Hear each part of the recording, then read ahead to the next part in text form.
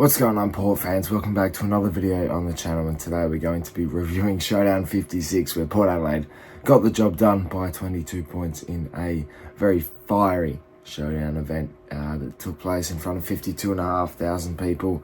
It was an epic contest right throughout. The pressure was absolutely mental. The pressure gauge was exploding right throughout, and Port Adelaide did get the job done. As you can tell, my voice is not all there. And that would be due to obviously yelling and screaming last night, but also playing local footy yesterday and copping one right in the throat. So definitely feeling the effects of yesterday, but can reassure you that I did kick 5 goals yesterday. So there's a bit of a a little bit of a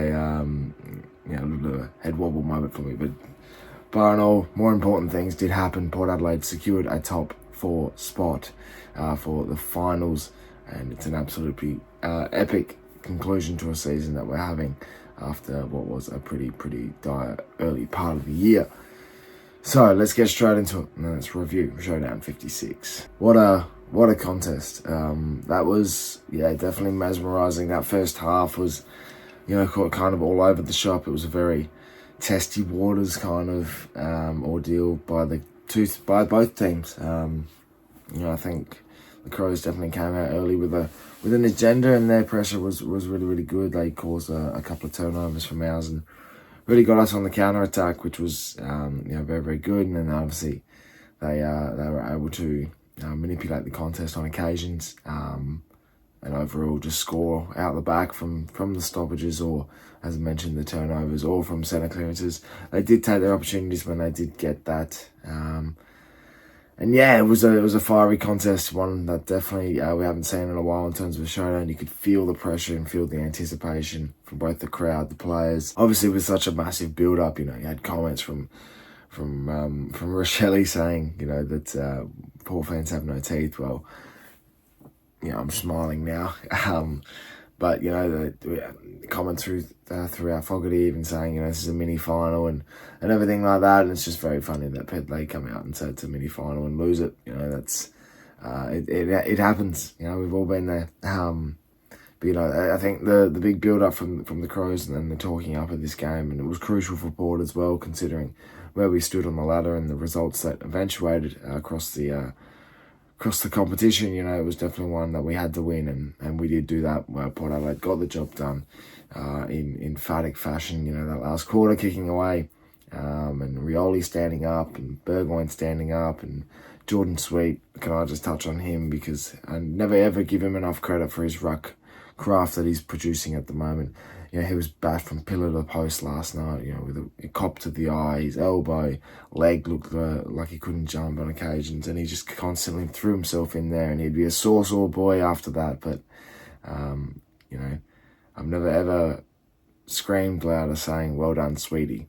That was a real positive for me. But no, he was fantastic, and I'm really appreciating his work, and what he's producing at the moment is definitely underrated. I think mentioning certain parts of everyone's game had a moment where they stood up and they had to take their opportunity.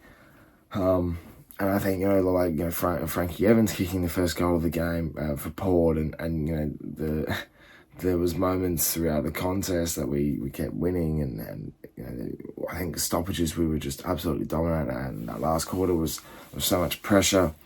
Obviously the big moment was the big hit from Houston on Rankin. Obviously that definitely got everyone up and about, definitely got into the heads of the Crows players, definitely turned on into the crowd, where it was rowdy, it was loud, it was, I don't know, I look back at it now, and I think there's a lot of self-reflection on last night. The heat of the moment, everyone's like, what a hit. We didn't see that enough, and I'm so glad, we did that, and it was a changing of the game. Obviously, the first thought is we're hoping Isaac Rankin, he's okay, and we're hoping that he comes through this okay. It's obviously not a good look for the game, and I know Dane Houston's going to be rubbed out for a while and potentially for the rest of the year, and that hurts us going forward, losing him. But it almost becomes to a point where, I don't know, it's not really a sacrifice, because I don't want to applaud Houston for doing it, but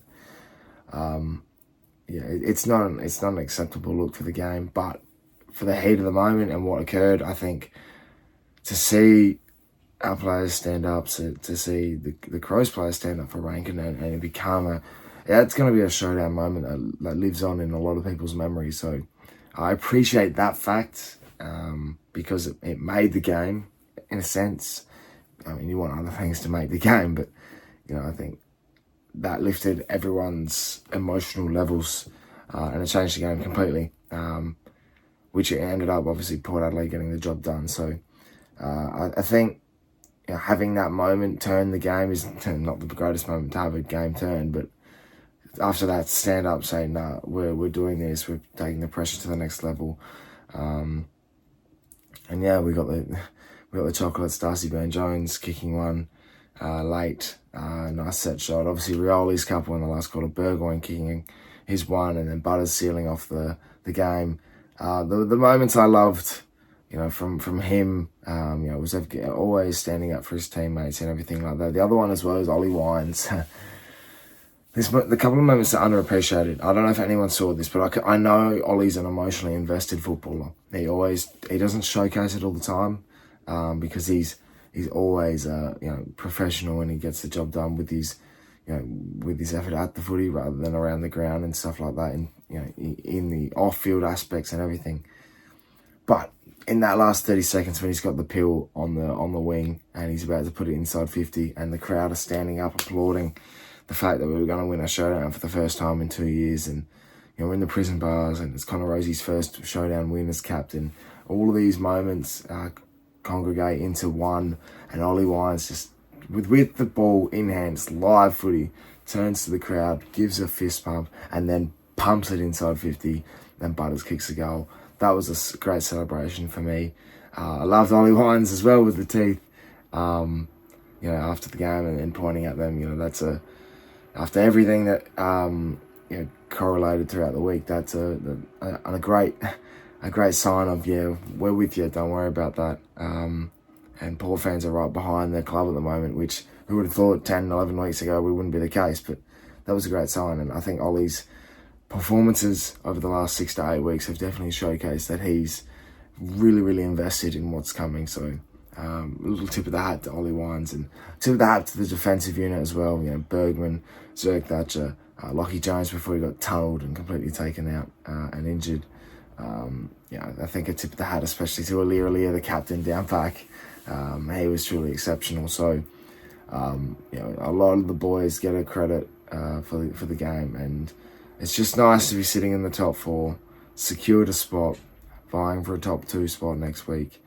And after everything that we've gone through this year, the emotional roller coaster, we're sitting here, 5 wins on the trot, a showdown win. The Crows called this a mini final. The pressure itself was a mini final for Port to handle that, and we did, and it was awesome. And I'm truly just clapping Port Adelaide. Well done.